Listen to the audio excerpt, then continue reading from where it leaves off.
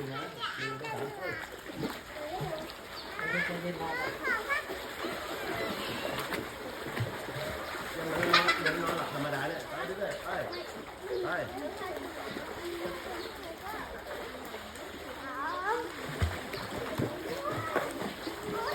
แขนตึงไว้กดไว้แขนตึงไว้กดบอดไว้จะไม่ได้จม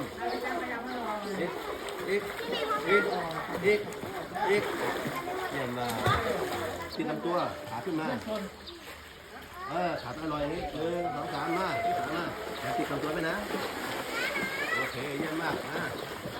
กดแขนติดลำตัวไว้ขาจะไม่จมมาอีก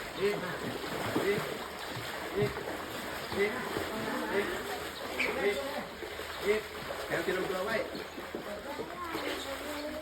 นั่งอีก